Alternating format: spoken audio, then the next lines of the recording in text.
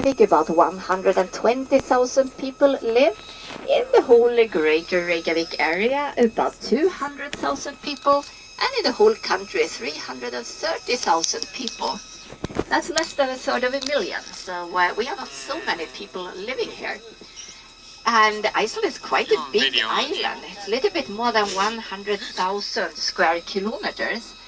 And that might not tell you very much, but from west to east, Iceland is about 500 kilometers. And from north to south, about 300 kilometers.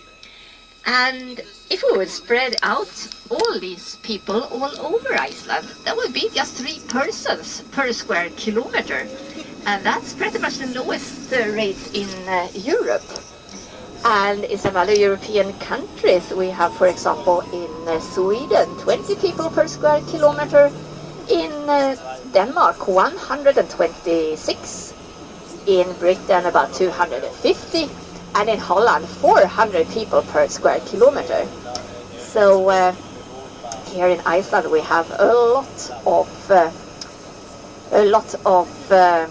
space, but it's not all of the space here, all the land, which is very useful, because a big part of Iceland is covered ice. We have these big ice caps covering about 11% of Iceland's area. And we have Europe's biggest ice cap here, called Vatnajökull, which is situated a bit further east along the south coast.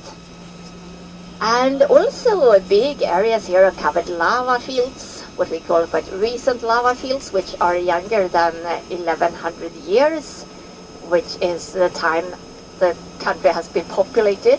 They're also covering about 11% of the area.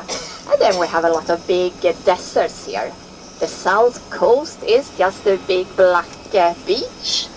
And along the south coast we have these outwash plains, where the glacial rivers are bringing a lot of material down to the coast. And there is only sand, gravel and rocks, no vegetation. And also in the middle of Iceland, the central highlands, there we have huge areas of desert, where it's just sand and rocks and gravel and things. So it's just about 25% of the area which is covered vegetation, and about 1% is covered forests. And we are going to see some different landscapes today. If it's not covered snow, we will see. We're going to drive a lot through farming landscape, see a lot of horses along the roads, some sheep and maybe some cattle also.